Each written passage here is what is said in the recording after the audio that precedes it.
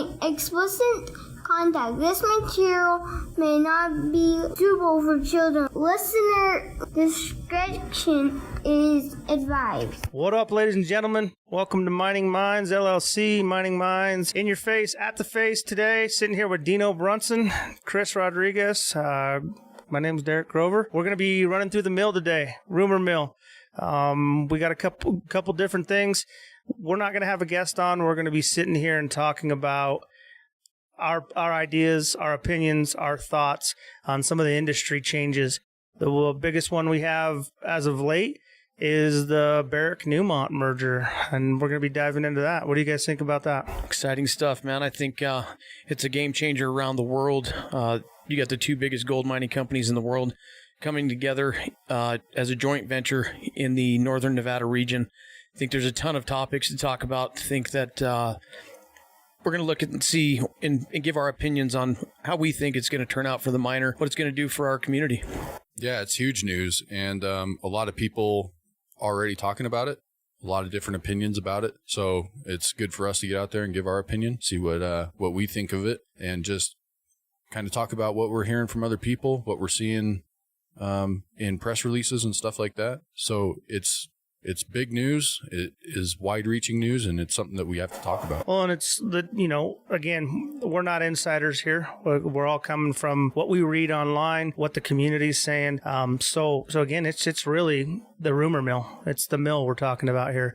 To start it out, I think we need to take a step back and look at maybe what started this.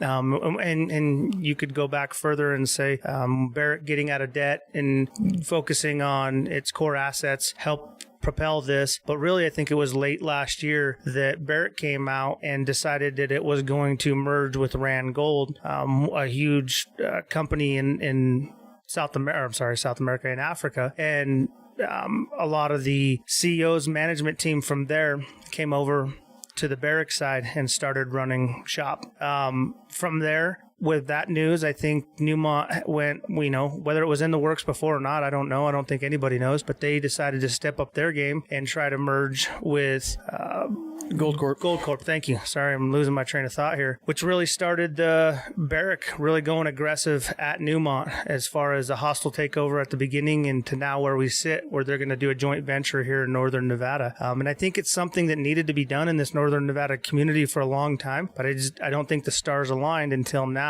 And there's a lot of different conversations we can get into with just that portion. But for you guys out there that maybe don't know some of the back history, that's really how this game got started. See, and I'm not 100% sure on what the backstory is, but I know since I've been in the community for the last 10 years, there's been multiple talks about Newmont and Barrick merging or coming together as one company. They just haven't been able to solidify it. And I think it's always been the machismo. It's been, oh, I'm bigger than you. No, I'm bigger than you. And now it's like, you know what? This makes sense financially. We don't have to, we can still be Barrick, we can still be Newmont and have our outside of the Nevada region businesses, but this makes sense for the region. It makes sense for the region. It makes sense for the stakeholders or stockholders, the stockholders in this. The synergies is the word that got thrown out there. And really that's when you define synergy, it's putting together your resources for the greater good. It's a lot easier to do this podcast with you guys because we have multiple resources from all three of us than it is me going in by myself. And for years, Barrick and Newmont have both went in by themselves. And so it'll be interesting to see how this works. There are going to be a lot of synergies, so to speak, the greater good for the companies. But I think there's a lot of concern from the miner standpoint out there too, how this is going to affect me. And it'll be interesting to really see how it unfolds. You're already hearing rumors about this, rumors about that. It's really too early to really see a lot of that stuff. I think what you find is a lot of miners are nervous. This has been something that was out there, always an idea, always a thought. Nobody ever thought it would really happen. Now it's really happened. And if I get fired from one company, I always had the option to go to another company. How's that going to roll? Well, it's the competition. And I think the competition has been healthy in the region because of the option to be able to go to work for one or the other or to float in between, within the two companies. And now I think the miners are a little worried because they don't know if they're going to have that. Well, you can't do as much tramp mining for sure. I mean, myself, right? I've bounced from one company to another company. In the past 6 years, I've been to, 2 different companies, but 3 different mine sites. If you're bouncing from mine site to mine site, company to company, that might have to change your game a little bit, because they're not going to get in those price wars or those the wage wars, as you can call them. And then you have a whole different dynamic with unions versus non-unions. Historically, Barrick's been non-union. There's a couple mines out there that are union. There's a lot that goes into this, and we're not subject matter experts by any means, but we have an opinion. Yeah, it's all stuff that you have to consider, right? I mean, I'm right there with Dino. I've heard the talks in the past about a merger. It seemed like it was every 10 years or so it would come up. But back in 2014, I think is the last time it was a real big thing in the news. And it seemed like back then it was just, maybe it was egos, something getting in the way of it happening. And so I don't know what stars aligned this time around. I kind of have the feeling that Barrick's initial hostile bid was to end at this point to begin with. That they're kind of getting what they wanted. Newmont's now getting what they kind of wanted out of it, because initially when Barrick made that bid, Newmont said, hey, we're cool with the joint venture or something along those lines, but we don't want to take on all the rest of your liabilities, right? And so they still wanted to acquire Goldcorp. So now when you look at this, that's where they've settled, right? And it kind of feels like, and I've seen some speculation online in articles and stuff like that talks about this is probably where Barrick wanted it to end. That was the end game. From a strategic standpoint, it makes sense. You want a puppy, ask for a pony.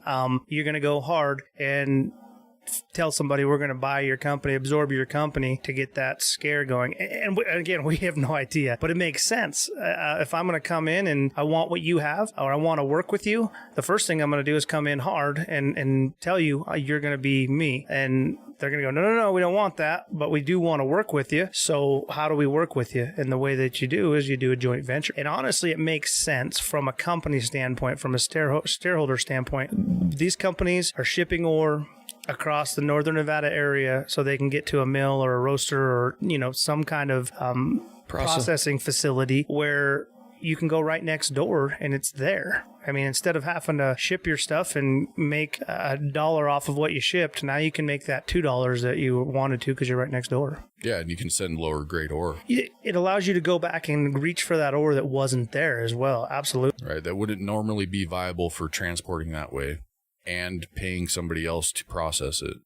Now you can send some lower grade ore over the interstate to a mine site that's a little bit closer. And it cuts the cost and it makes those kind of things more viable. I think what one of the things that I've heard what it's doing for the mining in itself is, it sounds like Barrick's looking to get back to being a miner, not necessarily trying to, they're wanting to look at other options and let the miners mine and let the other ends of the business, they're really looking deep into some of this stuff to see what they can do to outsource for the region, right? So you're talking about letting contractors do their contractor work, let Barracks and Newmonts of the world mine. Is that what you're saying? Yes. So let's throw it out there like this. If I'm a contractor up there and Barrick's had their hand in my game and Newmont's had their hand in my game, now they're going to sit back and let me come to the table with the best price, where before it was a back and forth with Newmont. Is that what I mean, I guess I'm trying to... I don't think it was necessarily a back and forth between Newmont, but they're controlling the market enough to where they can look at some of these bigger companies, maybe it's a Komatsu or a Cashman, and say, hey, let's look at a standardized price. How does this look? Everything from purchase to where it gets to the mine site, they've got options now to where working together within this region, the cost savings could be huge, to where the cost per ounce can go down. Like Chris is saying, you can haul lower grade ore because we got multiple processing facilities at this point.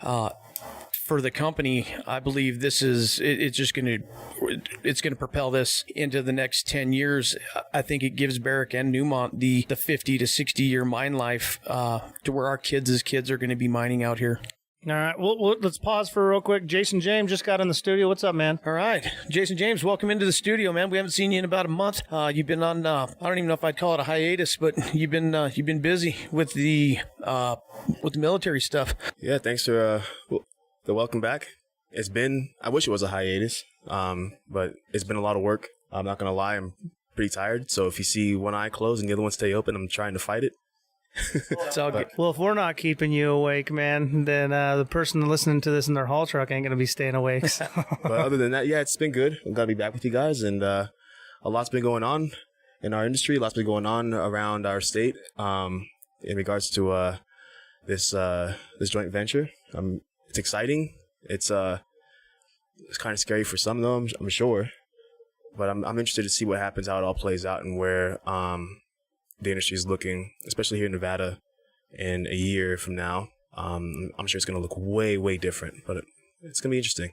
I agree. I think the landscape's going to change a ton. I think these guys have the opportunity to set the tone for the mining industry, not just in the region, but worldwide, right? What is this going to do worldwide? How is this going to affect what's going on outside of the Northern Nevada region? I was reading something the other day on online that it said like 8.9% of all metal, non-metal, or I don't want to quote it, but we're one of the biggest reserves or resources for gold, silver, minerals in the world right here. So how that looks, and this is again pulling it off what I've researched. If Nevada was its own country, we're the 4th largest gold producing country, and obviously we get gold from other places like Montana and those, but 80%, a little bit more than 80% of the nation's gold comes out of Northern Nevada. And when you talk about, again, we've talked about this on other podcasts, that's a huge amount, and not a lot of people, when you talk about the mining community globally, that's a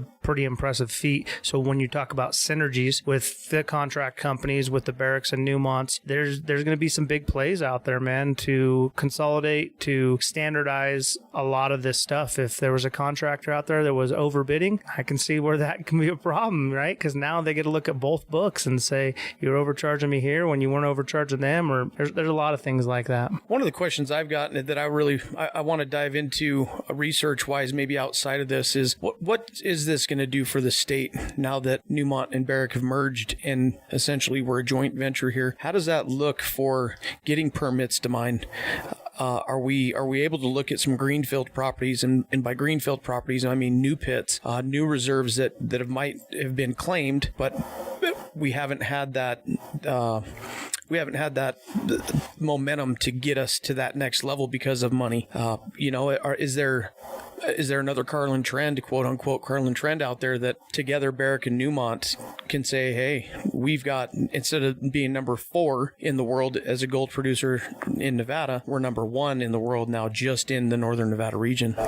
Well, that's exactly what they're talking about. So if the cost that it takes an operator, meaning a mine or a company like Barrick or Newmont, to produce an ounce, if you can drop that, or your cash flow increases, or however that looks, you can afford to put money into those capital projects, more drilling, more exploration, and that's exactly what we want. That's exactly what those guys want. And so when people talk about, I'm worried about my job, this might create more jobs because of what they're doing. It could. And we really, there's just so much speculation right now at this point. We don't know. But one of those things that you're talking about, one of their main talking points is, it's almost a slogan at this point, is they're saying uncovering the hidden billions, right? They're saying that there's a lot of potential out here that we're not capturing yet as individual companies that we can synergize together and go get. Now, when you look at, there's a lot of junior companies out here, right, that are out there they're out there drilling, they're out there doing exploration, looking for more gold. And there's a pretty promising one right outside of Carlin. And so they're looking at running that as their own operator. But there's a potential now that, and with extra capital for, whatever this joint venture company is going to be called, to go out there and grab up stuff like that. Well, in that case, from Dino, your question was, how does that affect the environmental stuff? The regulations won't change as far as you need to do X, Y, and Z per mine site. Different mine sites are unique. You have eagles nesting in one mine site, and sage grouse, migration grounds. So all those things, depending on the mine site, will have to be unique in themselves. But what I think it does, it allows the companies to go, we're working really hard in this area. Can you give us some leeway to do this over here? If we put X amount of dollars into Project A, where before Project A was Newmont, Project B was Barrick, they didn't have that leverage to say, if we put another $1 billion over here, will you allow us to go into? And may or may not be how it works, but there might be opportunities opportunity there is what I'm saying. What does this do for us politically, you guys think, in the state? And I guess listening to you talk, that's the first thing that popped into my mind is that Barrick has had an office down in Henderson. We've tried showing ourselves, being visible in the Las Vegas community, donating and being a part of that, to where I would think the reason that we're doing that is for somewhat politically, right? It absolutely is. Where now that we've got Barrick and Newmont with X amount of money coming into this and essentially the joint venture, what does that look like? How are we in Northern Nevada going to be able to swing the vote, essentially?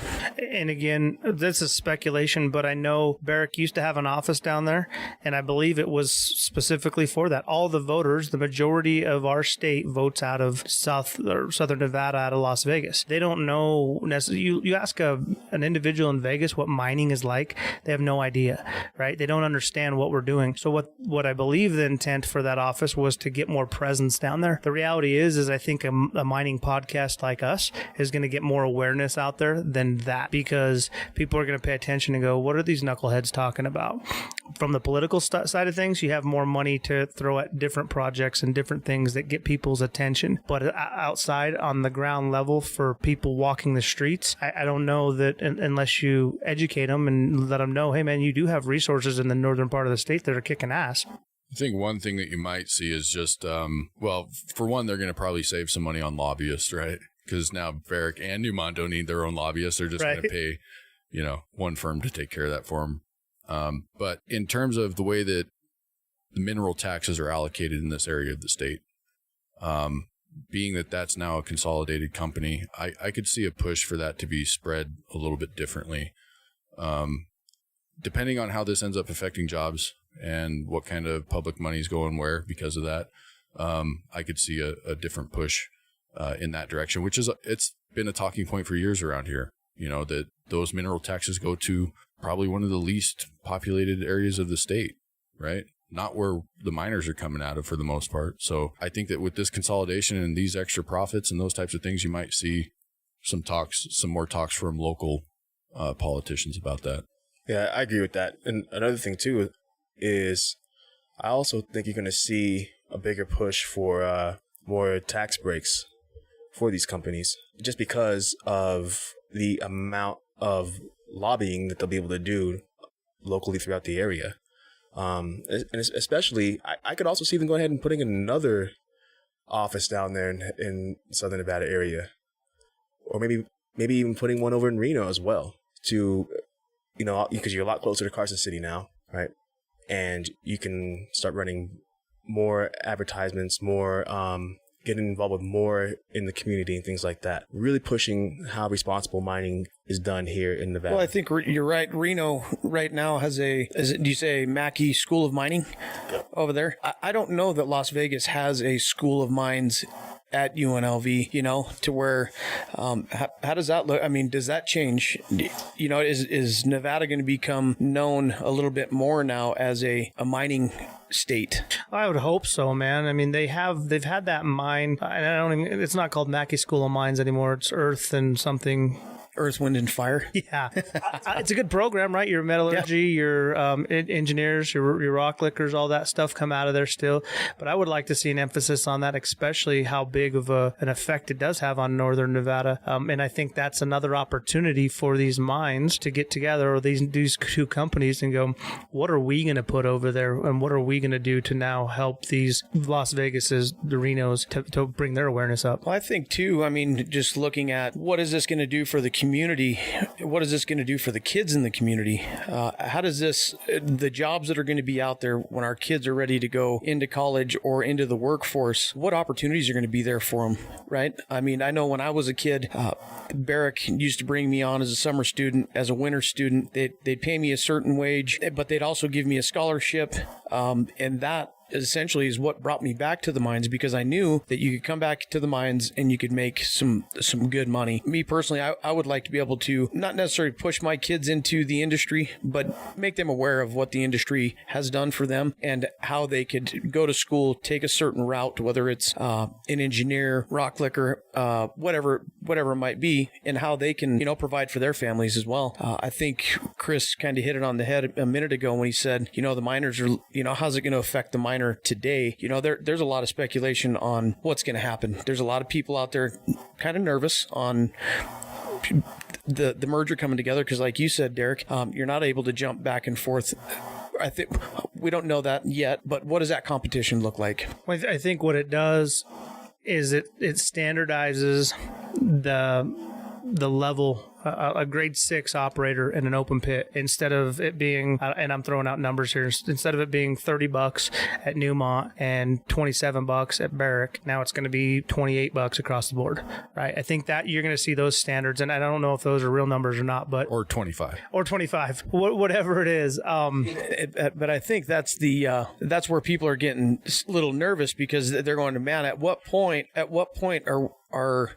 the miners going to be able to say enough's enough? Because at this point, if you want a job in the mining community, you might be locked into this and you might have to change your lifestyle. The bonuses might be different. There's a lot of things that can affect the miners financially that at this point, I don't want to say it's been an open checkbook, but it somewhat has. They've had to compete in that competition. You take that away. I'm a fan of competition, right? I don't like everybody having a trophy, everybody being on the same page from a personal perspective, because I do think competition is healthy. Now, how the companies, Newmont and Barrick, manage that going forward is going to play a role on what the end user, the miner, I guess in this case, right, how they feel. They're not going to be happy with everything. Miners don't like change in general. I get it. But yeah, if you go from $30 an hour to $25 an hour, that's a big deal. If you go from 28 to 25, but if you go from 30 to 32 and now that's the standard, that's like I'm saying, the companies, Barrick and Newmont, have that opportunity to make or break how that works, how the workforce is going to be affected by this. Agreed. Well,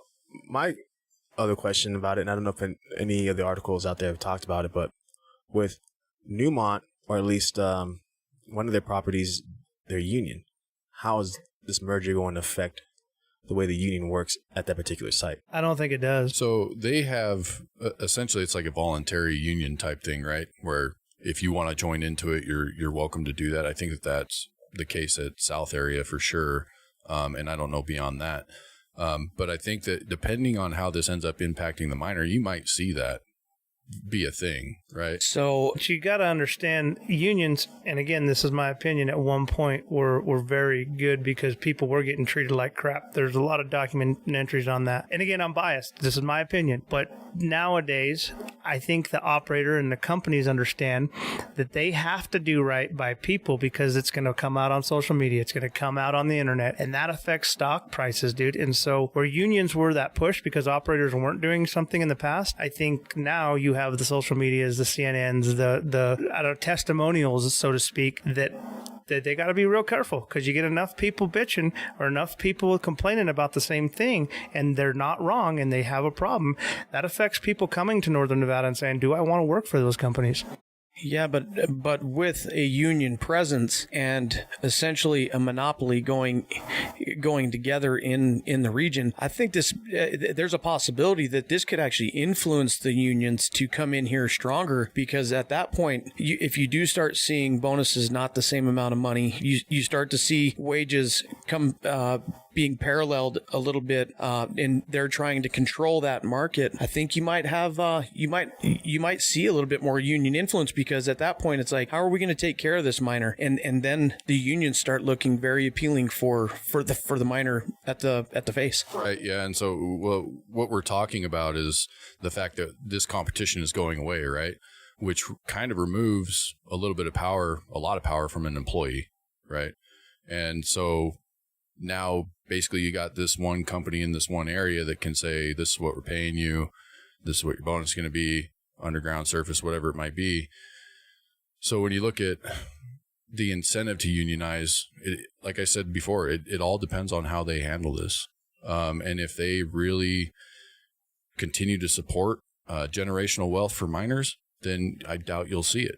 But if they come in and they decide that, hey, look at all this money we can save, these guys can't do anything about it, then that's where I think the union comes in, and that gives collective bargaining powers to the employees. And, if the guys don't show up to mine, you're not making any money. You're not producing. Yeah, you just, and all I guess I'm saying is be as an operator, do your research on a union, because it sounds good, it smells good sometimes. And in cases it can be helpful, right? But in other cases it can be harmful, because all those things that you get free from a company now is all a checkbox and it's a business decision now. Now it's not a personal decision. Now we're not taking care of our people. Not that they're not taking care of their people, but there's a lot more boxes to check and things to go. Just be careful is all I'm saying, because it sounds good, smells good. Sometimes it is, sometimes it isn't. So it's fair to say that, hey man, maybe it's a possibility that they're going to have to put a lot of focus on this to let the employees know, hey, with this merger, this is how it's going to affect you. Start communicating now to the miner, hey, this is how it's going to benefit you and your family. I mean, maybe you look at this on an insurance level, right? What does this do? What does this do insurance wise for? Does it get you back to a PPO, or are you still paying the high deductible plans? I mean, you get down to that. How is it going to affect the miner's pocketbook? Maybe it does standardize the bonuses to go up, or down. Through a transition like this, people always seem to focus on what bad is it going to do for me. I believe that there's a possibility that this could be very good for the miner as well. You're talking about the merger.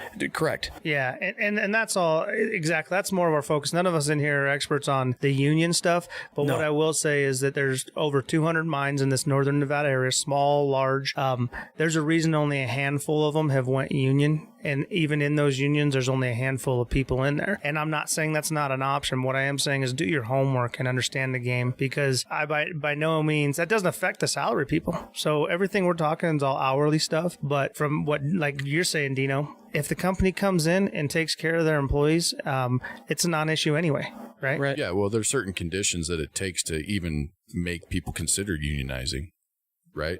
And so that's what I think there's a lot of uncertainty. Again, we're speculating completely here. And I'm right there with you. I think people, if that's a consideration and people are talking about it, then research it, find out, because there's downsides to it and there's upsides to it, right? So find out, do your research, learn about it, and don't just go obviously blindly signing anything to be agreeing to that type of thing. But with the direction that it's going right now, one of the first things that I was looking for when I started researching this was, what are they talking about?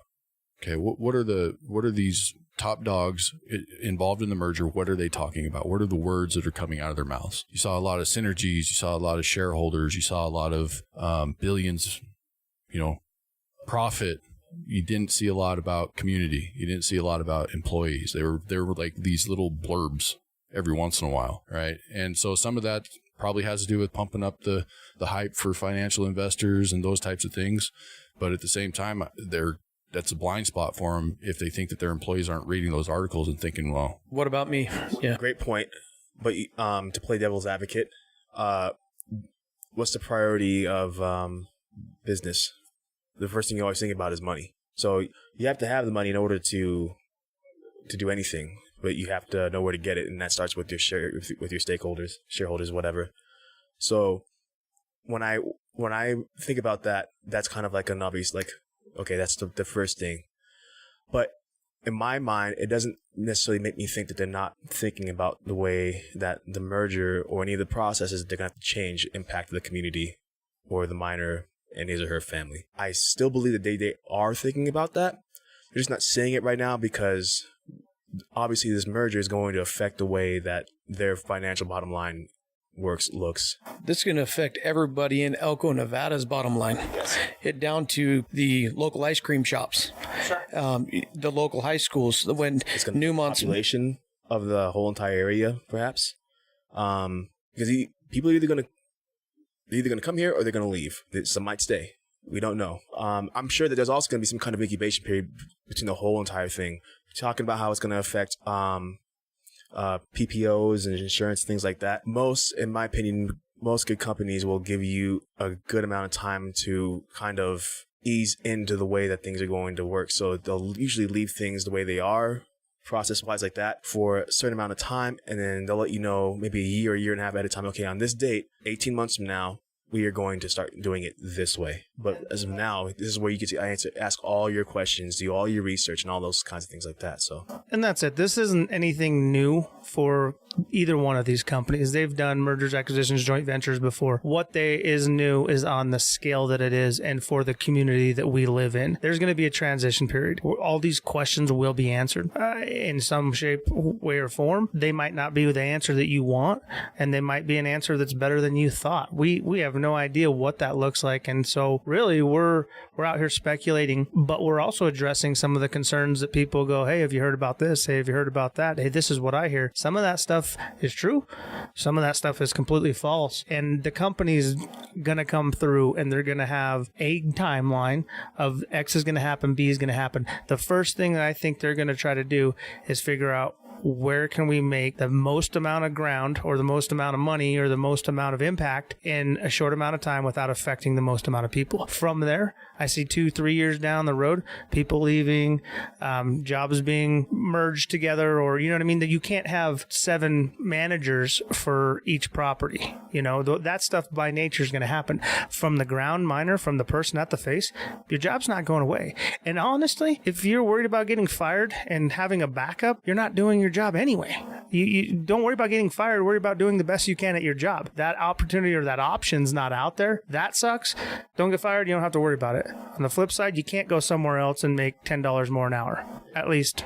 I think coming from being an ex-employee of Barrick, the vision that I had heard for the 10 years that I've been here, and I know it's out in the community, is Barrick's looking at 100-year mine life, right? They want the reserves for 100 years out here. They want to be able to prove that. Now that the merger's here, is that vision going to hold true with Newmont?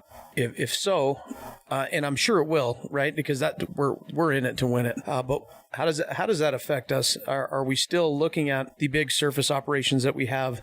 Will those dissipate? Is the focus going to be? Are we going underground? Is the bulk of the mining going to be underground because that's where the money's at? I mean, those are some questions in my mind to go. That's what's going to affect the community moving forward too, right? Are we? This has the potential of saying, hey, Elko, Nevada could turn into 150,000 people because it maybe opens up some industry here, right? Maybe we become a big warehousing company because these guys have enough financial backing to be a centralized hub between Reno and Salt Lake. And Boise and Vegas. Right. To where it's got a lot of potential to be able to do that now that these guys are together. Because they're obviously, from my standpoint, they've been bringing in all of this product separately, and now they're able to do it bulk. What does that look like? And on our level, we don't know. Those synergies is essentially what you're talking about. I think I don't know that they have it figured out because they don't understand. They have a good idea of what each other's been doing for a while, but I don't think they have it down to the nose. Now they're going to be able to dive in and understand what's down to the nose. And as it looks right now, Barrick's coming in at 60-something% operator. They're going to operate all these sites. So from a Barrick employee standpoint, your job lifestyle doesn't change. From a Newmont standpoint, which is I think 35 or 30-something% holder, they're going to basically collect that check. Historically, Barrick and Newmont have really been toe-to-toe on almost everything they've done. So I don't think it changes a whole lot of your procedures, your standards, your policies, stuff like that. I don't. I think what you'll see is instead of me as an operator having to go from 100 miles, traveling 100 miles, now maybe I have an opportunity to travel 40 minutes, or instead of an hour, I'm traveling 40 minutes. There's an impact there. And like you said, it can go one way where everybody's kind of leaving the area because you don't have as many positions to fill from a higher level. I think you still need the operators, you still need mechanics, you still need people to dig the miner. Yeah, but from the, I guess, salaried people or the salaried people, yeah, you can see some of those jobs going away and people leaving, but you also might see some of those other opportunities that never were there now start presenting themselves. Is there a bigger warehouse? Is there a bigger opportunity out here that we couldn't get before? Yeah, and before people go all freak out mode, head on fire with that, there's going to be some redistribution of talent too, right? Whereas, hey, we don't need you at South area, we need you over at Cortez, right? And so it may not be that job gets cut. It's like, hey, we got a need somewhere else. here's your offer to go to that place. It's up to you whether you accept that or not, right? And I think we'll see that because there are mine sites that are short on roles in environmental and safety and health and HR and all these other things, where they could probably pull from that pool. That's interesting. I've never even really thought about that. I think that's a huge point in this whole conversation that probably isn't talked about. A position might get, I don't want to say terminated, but that position might go away. But now, instead of having one or two other mine sites you have the opportunity to go work at, you have 5 or 6. And not only from my perspective does that go, man, that opens up my ability to see another mine site, to see another group of people. It expands my knowledge as I'm coming up, saying the safety and health realm. I think you're absolutely right, Chris. There's companies out there, individual mine sites, not companies, that need people. And there's other companies or other sites out there that are heavy on people. And so now it just makes that easier. It makes that transition easier. My question is for the properties that are not involved in the merger. I see here that there's just 5 properties from Barrick, 5 properties from Newmont. So let's say that you have an underground miner who works at Leeville, but he's not one of the 5 properties. He's not on one of the 5 properties. Can he still go ahead and perhaps request a transfer to go work over at like Goldstruck? I've done that.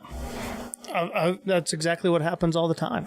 And it's that's knowing your people. That's at the ground level, right? Hey, man, I live in Carlin. It'd be easier for me to work at Cortez because I'm in Carlin, or whatever it is, right? Or Battle Mountain. It would be easier for me to live in work at Cortez. Now that opportunity is open and that level playing field's there for both companies, maybe that's easier for those guys. Right. But I mean, I'm talking about like if it's a property that's not necessarily on.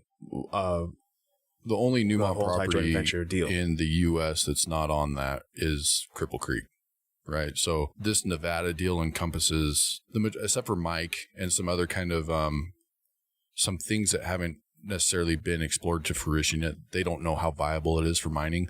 Barrick has some of that. Newmont has some of that locally. And I think that they'll probably pool resources to figure out that, but they're not included in the joint venture. But a Leeville, those things that's part of, the Carlin mine. So there's not much by way of big populated mine sites that these two operators run that aren't incorporated in this Nevada deal. Unfortunately, it's down to some smaller mines that are outside of this deal that are, Robinsons and Queen Stakes, whatever Queen Stakes called now. I don't know. Jarrett Canyon, yeah. Okay, so they are considering. I see Carlin up there, so that is including Leeville, Exodus, Pete Bajo, those kinds of. Yeah. Okay. Yeah, and I think, like I said, there's multiple assets from multiple companies, and they're going, this makes sense to pool all this. We don't know what's going on here yet. We don't know what's going on there yet. So rather than just throwing everything into the pot and saying, yeah, let's all do it at once, if they have another Carlin trend that they've discovered, they're obviously going to want to keep that for their own company. That's how I would see it. For these other outside, Ken Ross's, Robertson's, all those, they're going to be out there, and they might actually get pick of the litter on some of these other people that go, I don't want to work for that or mega organization now. So it might affect those guys in a positive way too. Maybe what this does is it opens up the 250 square miles out at Bald Mountain for Kinross just to strip all the overburden off and let Barrick and Newmont come in and high grade it all. You never know. Stay tuned. I think what we're getting, there's a lot of potential, man. It's a lot of what ifs, a lot of this could happen, that could happen. Stay tuned, stay posted. Don't go out there and the sky is falling. It's again, we're kind of getting it out there. There's a bunch of rumor mill, as we call it. There's a lot of unknowns. That's not bad. As a miner, our jobs change daily. The face changes every single day. This isn't going to affect us at the face. They still need the holes dug. They still need the ore processed. Continue doing what you guys do, man. Continue hanging out there. We'll keep running this rumor mill thing, and as we learn more stuff and talk about it, you guys have concerns, email us. Get on our website. Come on, DM us on Facebook or MySpace. There's a lot of things that you guys have questions about. We're not on MySpace, but no one's on MySpace. Good job. I'm still on MySpace. I'm on MySpace, bro. Yeah, me and Tom. You and Tom are hanging out. I like that. What I look forward to moving into this podcast world is being able to. We'll be visiting with the miner. That's our primary focus on this show is talking to the miner, who they are, how they impact the business. But now we get this other dynamic to say, hey, what's your opinion on this? What are you hearing? And I think we're gonna get the whispering in the ear, this is what I heard, this is what I heard, to where it's going to be a little bit of truth all the way around. That's how it is in the mining community, right? When I first came into the community, they said one thing to know about the miner: if you hadn't heard a rumor by noon, start one. To where I think that holds somewhat true, to where everybody's got a little piece of truth, but they're adding to the story. So it's going to be nice to be able to hear from other people on what they think. And it's all about the rumor mill, man. Let's talk about it. Those concerns. You know what? Maybe there's an operator out there like a Barrick or Newmont, and somebody higher up listening to this and go, I didn't realize it was a concern. We're not making it up. We're literally, our friends are at the face. The people we talk to are at the face. And we're just voicing what we hear with an opinion, with an idea, and with a thought. Yeah, we're pushing information for sure. In general, consensus from the people that I've talked to has been pretty skeptical, right? They're kind of panicky, and it's understandable. But we do have to wait and see how that plays out. But one thing that I would say is it's big news and it's affecting a lot of people. And one of the first thoughts that comes to my mind is distraction at work, and just look out for each other out there. Don't let this affect your decisions at work, and go home safe to your family, right? You know, I've had probably about 2 45-minute conversations with my workforce about just that. The distractions are out there. With where I sit, there's obviously some potential. It could go either way. My main focus is, this is my family. Outside of my family is the people that I work with. And that's the message that I throw out to them every day is, let's focus on the load. Let's focus on getting out, getting back safe. Let's focus on our safe days, because that's what means the most. All this stuff is it's gonna shake itself out in the wash. But nobody wants to come out of this not thinking when they're at work, potential incidents, and things that worse that can come out of it. So I think you probably summed it up perfectly there, man. The worst that can come out of this is somebody distracted from work because they're upset, they're pissed. The thought of the unknown, right? Nobody's afraid of dying. There's the thought of being dead. It's kind of that thing. Is that a country song? Yeah, it is. But stay focused out there. It's really not going to affect us, I think, as big as we think it is. There will be some moves, and I guess I'm talking from an operator standpoint. They're still going to need to mine gold, man. That's not going to be the people that it might affect the most, or the people up in the offices. I like that. So I guess we can go around the table with some final thoughts, if that's where we're headed. Go ahead, Jay. Start us out. Oh boy, I can start. Final thoughts. I do think that when we look back 5 years down the road, I see this being a positive for the community overall. I see it being a positive thing for the miner. It just goes back to what we've all been talking about over the last 30 seconds about just staying focused on the job. Derek, you said it perfectly earlier. If you're thinking about getting fired, then you're not doing your job. So I do see it being a positive. We just got to go ahead and continue to do what we do. Continue getting ounces out of the earth responsibly, safely, and everything will work itself out. But I do see it being a good thing.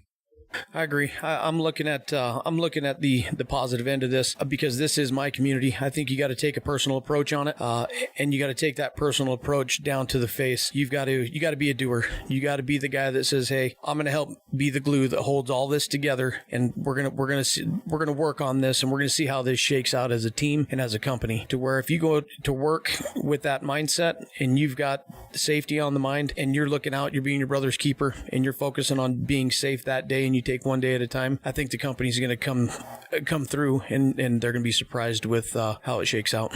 Yeah, I think that I've got some of that same skepticism, initial reaction to it, and really what we're going to see is a few different stages of this process. Right, we're going to see some quick changes, some immediate impacts to the community and the companies, and then we really just kind of got to see how it plays out over the next 5 years, as Jason was saying, right?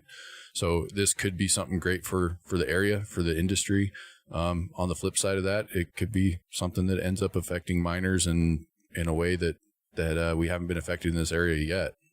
So in terms of economy and stuff like that, but we just got to see. We got to wait. I'd say just stay positive, see what's coming, and don't be out there stabbing people in the back trying to make sure your job's safe. Right? That doesn't happen. Yeah, and to wrap it up, I think you guys all hit it on the head. We're, I think, probably more optimistic in this room. So if you're a Debbie Downer and the world's fallen or the sky's fallen, you're not going to see the same way we see. I guess by nature, miners are skeptical because you see a new manager come in, you see a new process, and anybody that's mining for any amount of time goes, "Oh shit, here it comes again," right? So it's absolutely expected for miners to be skeptical. Don't overreact. You guys at the face, you're still going to have your jobs. The people even in the offices, man, they're going to look for a way to do what's right. I feel that. That's me 100% not knowing anything, 100% me being optimistic. It just plays better for the company to do that than it does to come in and start slapping people around. That doesn't make sense. It's smart to be skeptical right now. It is. And if it pushes you to put some money away just in case or those types of things, that's a good idea, right? So hang on to the skepticism, but be optimistic at the same time, right? That try to see both sides of it and where it might end up, and hope that this is good for everybody. Well, and in that case, man, that's where we're hoping to be that voice for you guys inside the industry. Please reach out to us. Let us know. We're just as interested in all this stuff. We're just as interested in your opinions of this. Check us out, miningmindsllc.com, Facebook, Instagram, Twitters, LinkedIn. We're there. MySpace. I'm good. I'm running back MySpace, but I'm bringing it back. It'll be a while before we get to the DMs on MySpace. Either way, that's why we're here, right? We want to know what you guys are saying out there, and especially on concerns around this. So stay tuned. We will have more. Thank you guys for joining us today. We're out of here. Adios. Peace. See you. Bye.